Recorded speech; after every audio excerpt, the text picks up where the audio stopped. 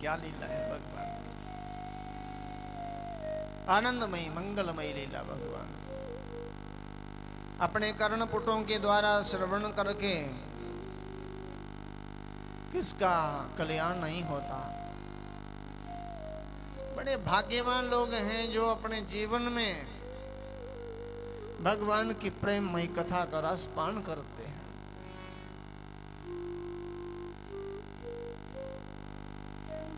कल आप बड़ी सुंदर पवित्र मंगलमयी भगवान श्री कृष्ण जी के अवतार की कथा सुन रहे थे। भगवान श्री कृष्ण जी भगवान का अवतार लेते, जदा जदा ही धर्मस्य ग्लानिर्भवति भारत अभ्युत्थानम् अधर्मस्य तदात्मानं सृजाम्यहम् परित्राणाय साधूनां विनाशाय च दुष्कृतां धर्म संस्थापनार्थाय संभवामि जुगे जुगे। जब जब धर्म की हानि होती है, पाप बढ़ जाता है और लोग अपने मार्ग को भटक जाते हैं, मार्ग से भटक जाते हैं, तब भगवान का अवतार होता, पाप का अंत करते हैं भगवान, पापियों का विनाश कर देते हैं और धर्मात्माओं की रक्षा करते, पुण्यात्माओं की, शुद्धात्माओं की, अपने भक्तों की रक्षा करते भगवान। और जो भटक गए हैं, जिनको पता ही नहीं चल रहा कहाँ चलना है, कैसे चलना है, किधर जाना है, उनको सन्मार्ग बताते भगवान। इसीलिए कृष्ण अवतार लेते, इसलिए राम अवतार लेते। राम अवतार लेंगे तो राम चरित्र की स्थापना होगी, कृष्ण अवतार लेंगे तो कृष्ण चरित्र की स्थापना होगी। भगवान राम कृष्ण का अवतार ही हुआ तब ना हम उनकी कथाएं सुनने आए हैं।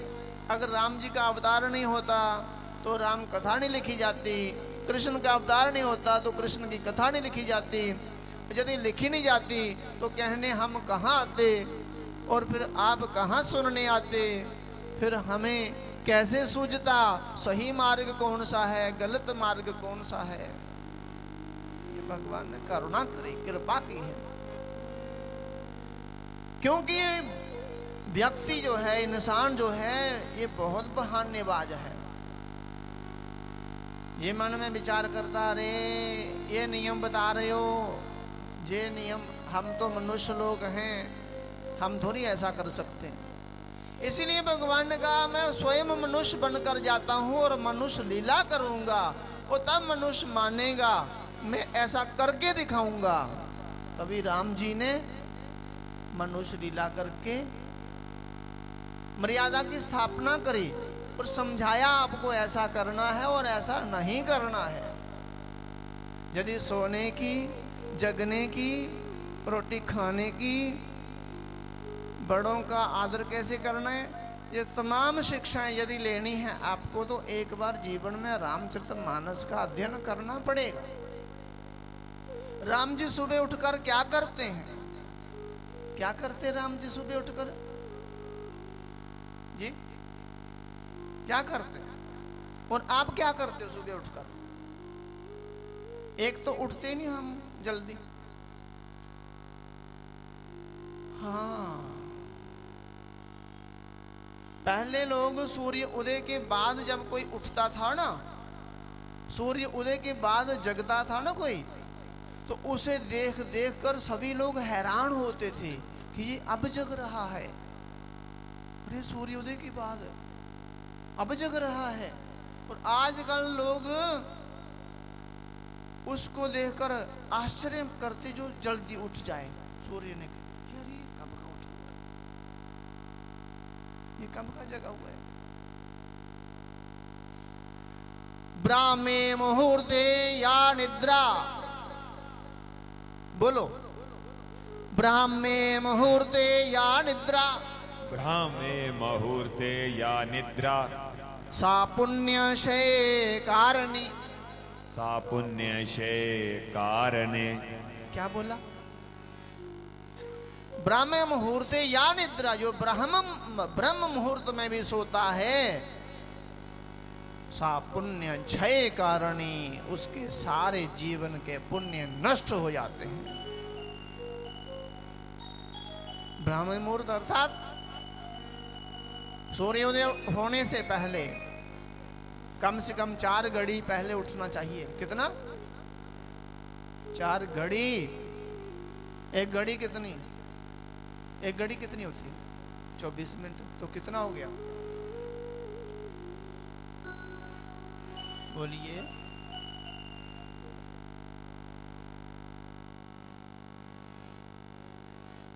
हाँ, 1.5 घंटे से अधिक हो गया।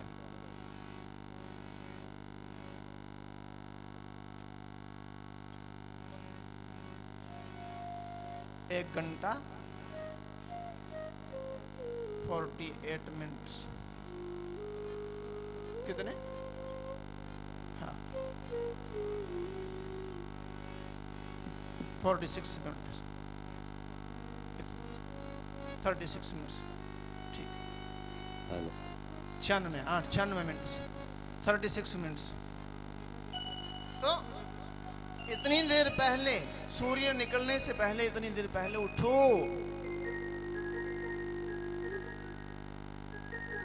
नहीं उठोगे तो जीवन भर के सारे पुण्य नष्ट हो जाएंगे।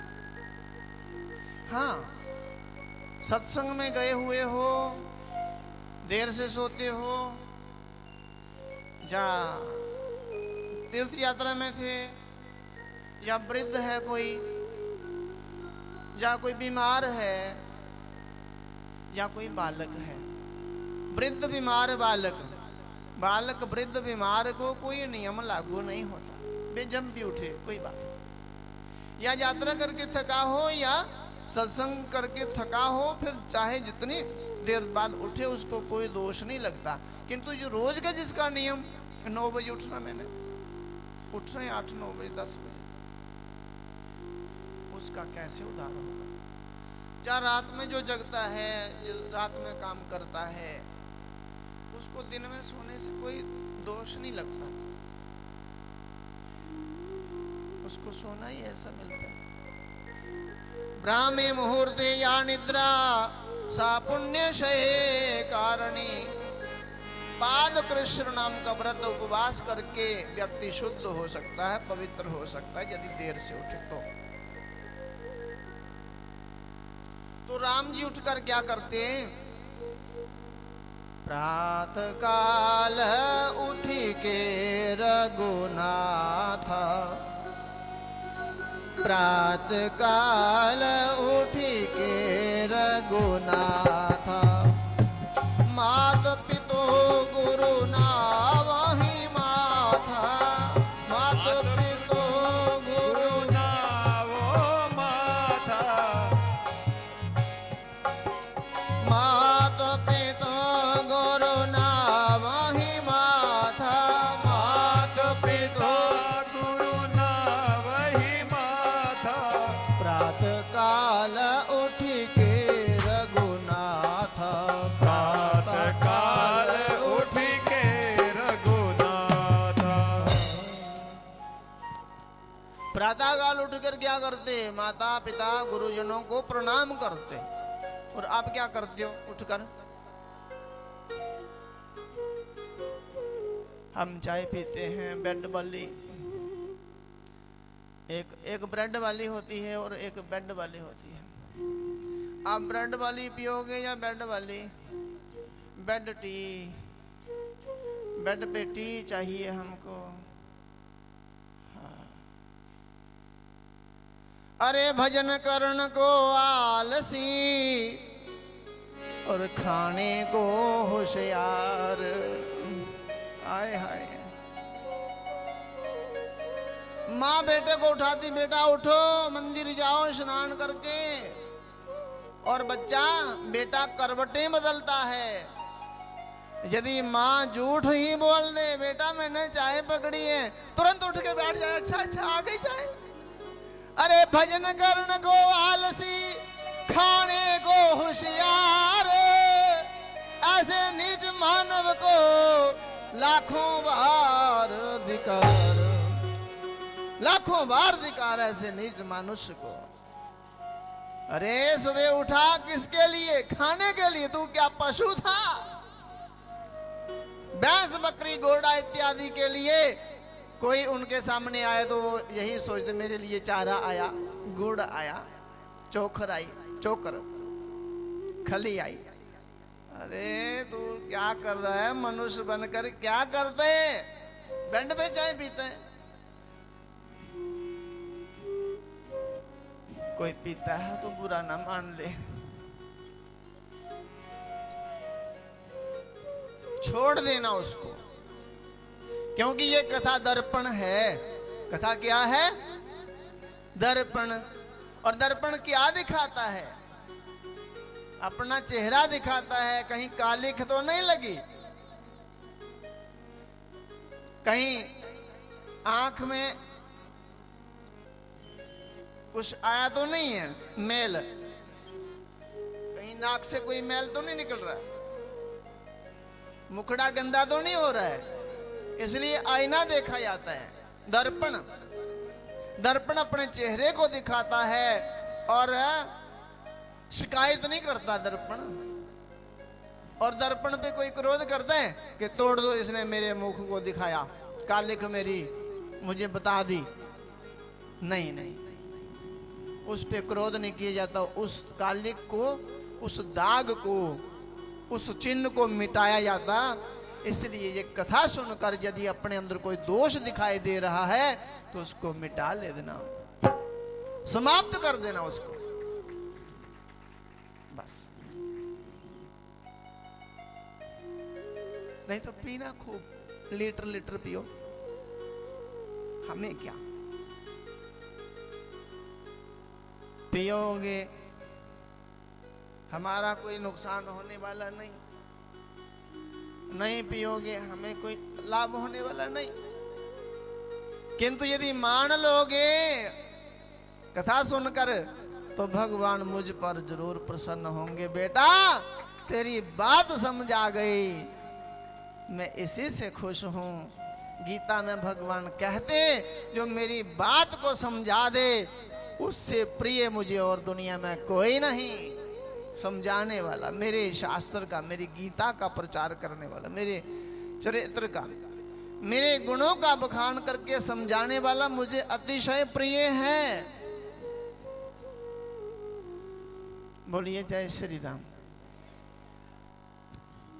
जो नहीं बोल रहा उसको धक्का दो के राम राम, धक्का दो जोर से और बोलो जोर से जय श्री राम। धीरे से बोलिए जय श्री राम।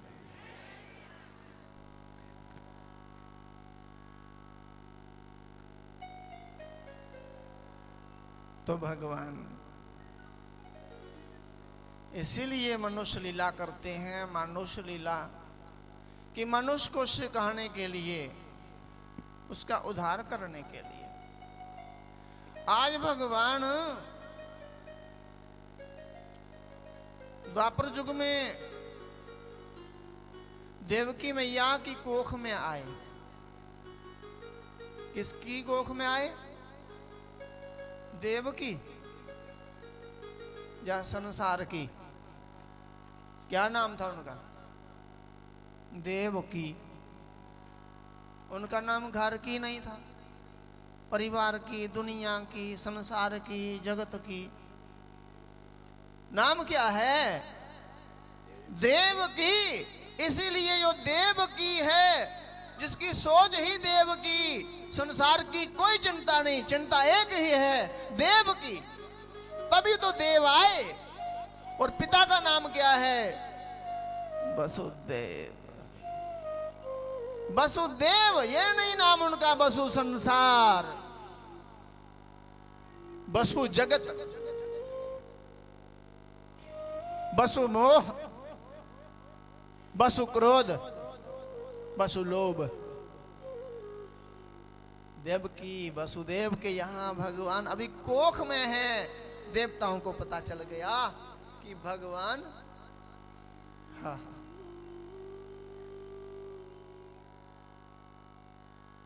भगवान मैया की कोख में आए हैं, चलो चलो चलो। देवताओं ने भगवान की स्तुति की। सत्यव्रतम सत्य परम त्रिसत्यम सत्यस्य योनिं निहितं च सत्य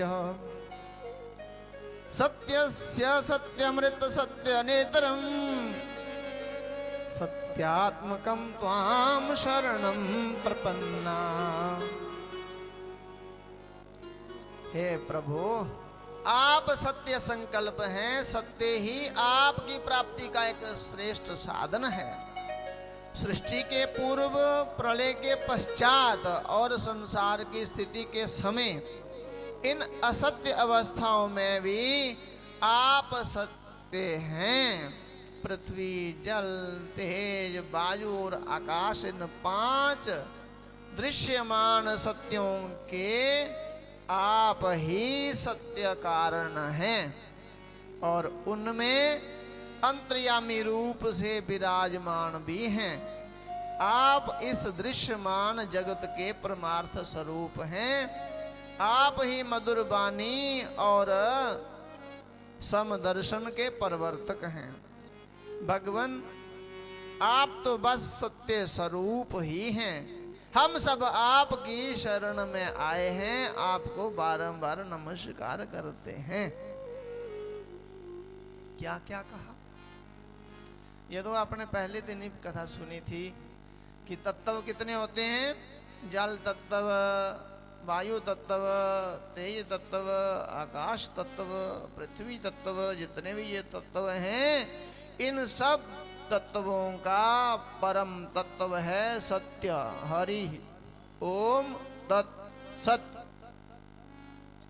कोई भी पाठ करके हम क्या बोलते हैं? तत्सत। गीता का पाठ करके क्या बोलते हैं?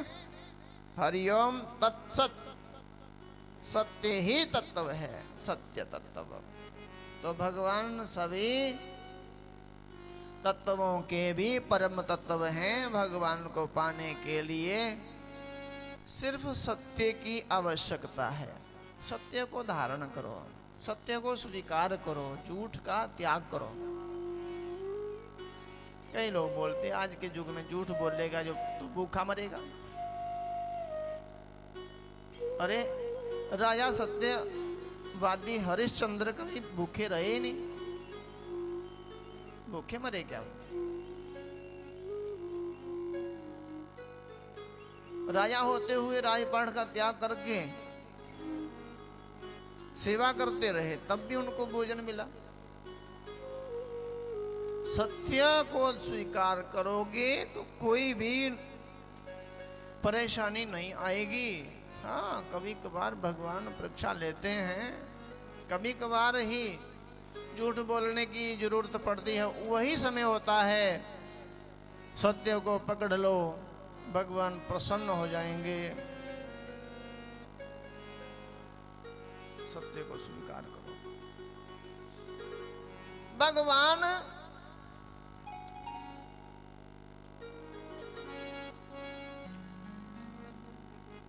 समय बहुत अनुकूल देखते हैं।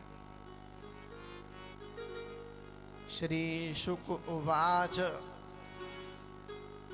अथ सर्वगुणोपेतः कालः परमशोभनः ययोर्वाजन जन्मक्षरम् सान्तर अक्षर ग्रहतारकम्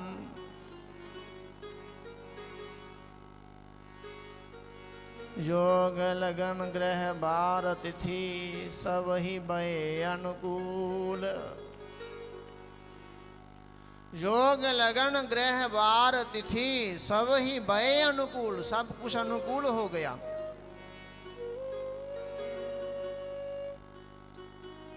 तब भगवान अवतार लेने की तैयारी में हैं।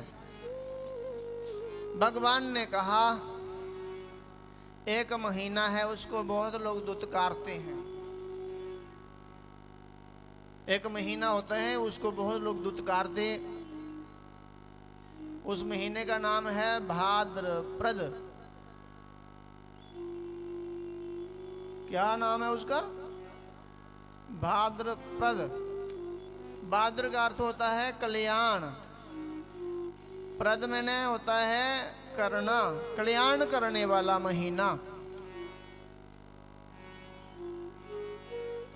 कल्याण करना। भाद्रपद का अर्थ है कल्याण करना। और हमारे भारत में कई शुभ कार्य जो होते हैं भाद्रपद मास में नहीं होते, दक्षिणायन में नहीं होते, उत्तरायण में होते। सूर्य जब उत्तरायण हो अर्थात 14 जनवरी के बाद 22 जून तक उत्तरायण रहता है और उसके बाद दक्षिणायन। और भीष्म पितामह जी उत्तरायण की प्रतीक्षा में अपना देह नहीं त्याग करते, बाणों की शैया पे सोए हैं।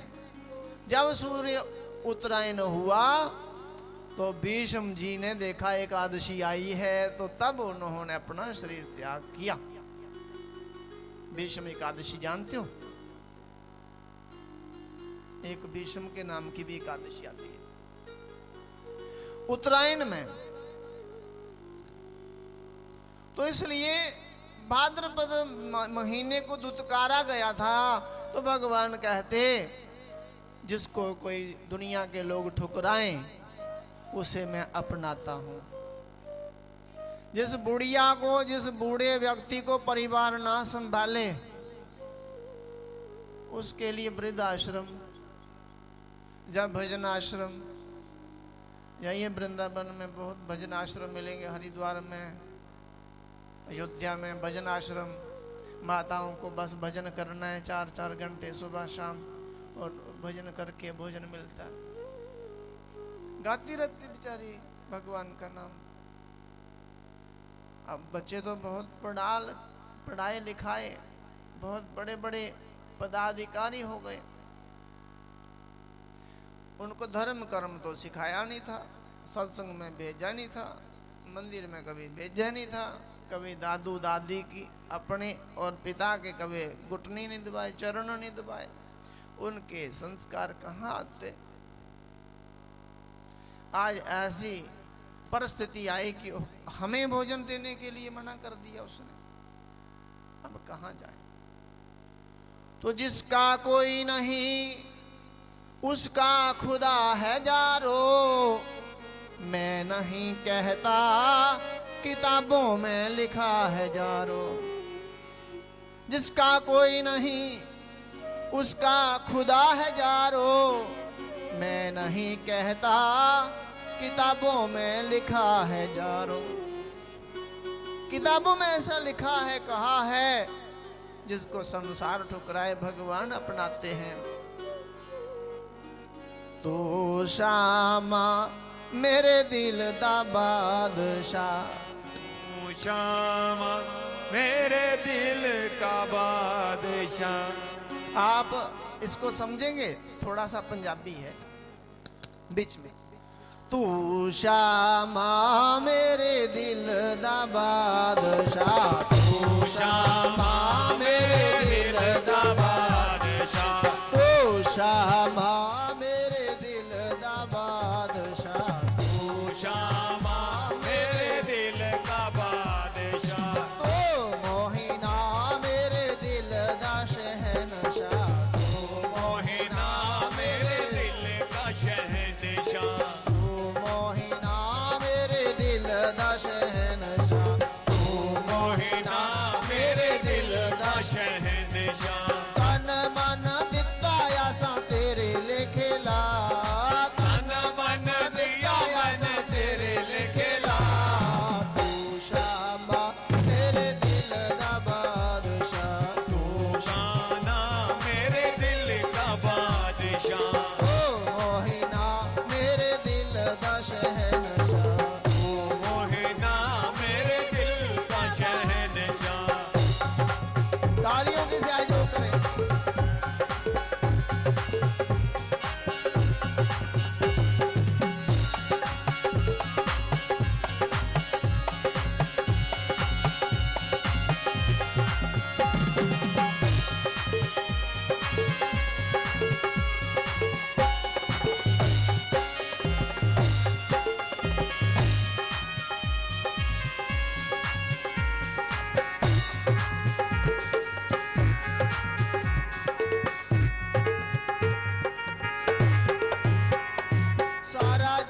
छड़ के मैं तेरा दर मल्लिया, सारा जग छड़ के मैं तेरा दर मल्लिया, सारा जग छड़ के मैं तेरा दर मल्लिया, ओ सारा जग छोड़ के मैं तेरा दर मल्लिया, तेरे तो बगैर मैनू किसे ने ना चलिया, तेरे से बगैर मुझे किसी ने न झल्लिया, तेरे तो बगैर मैनू किसे ने ना चलिया, तेरे से बगैर मुझे किसी ने न झल्लिया, आजा मेरे शामा मैनू अपना बना, आजा मेरे शामा मुझे अपना बना, तू शामा मेरे दिल दा बादशाह, तू शामा मेरे दिल का बादशाह, तू मोहिना मेरे दिल दा शहनशाह, तू मोहिना मेरे दिल का शहनशाह, मोहिना मेरे दिल दा शहनशाह, तू मोहिना मेरे दिल का शहनशाह, तन मन दिता आसा तेरे लिखे ला, तन मन दिया मैंने तेरे लिखला, तू शामा मेरे दिल तू शामा मेरे दिल का शहनशाह,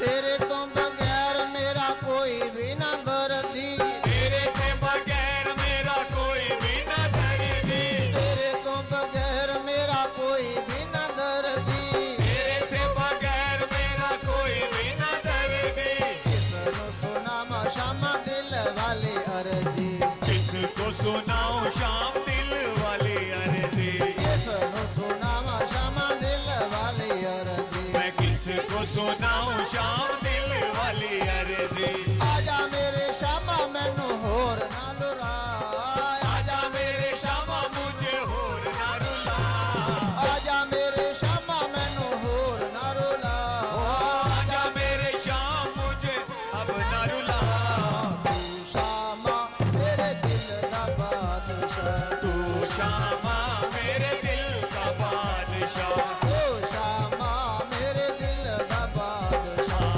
तू शामा मेरे दिल का बादशाह, तू मोहिना मेरे दिल दा शहनशाह, तू मोहना मेरे दिल का शहनशाह, तन मन दिता आसा तेरे लिखला, तन मन दिया मैंने तेरे लिखला, तू शामा मेरे दिल दा बादशाह, तू शामा मेरे दिल का बादशाह, तू मोहिना मेरे दिल दा शहनशाह, तू मोहिना मेरे दिल का शहनशाह, तू मोहिना मेरे दिल दा शामा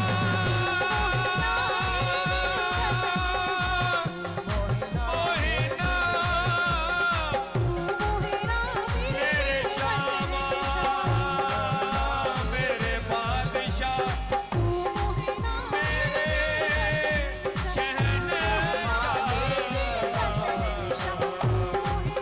मेरे दिल का बादशाह शामा मेरे दिल का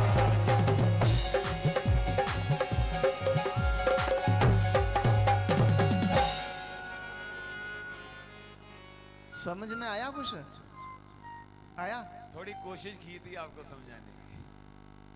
सारा जग छोड़ के मैं तेरे धार आया, तेरे तो बगैर तेरे तो बिना मुझे किसी ने नहीं अपनाया,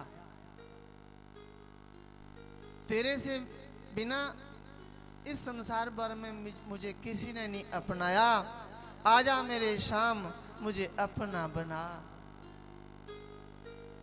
तू शामा मेरे दिल दा बादशाह, तू मोहिना मेरे दिल दा शहनशाह, तन मन सब दिता दिया, तन मन दिया तुम्हारे अर्पण कर दिया हमने, तुम्हारे लेखे ला, लेखे बोलते हैं हमारी अपनी भाषा में, कि तुम्हारे अर्पण किया हमने। तेरे तो बिना हमारा कोई नहीं दर्द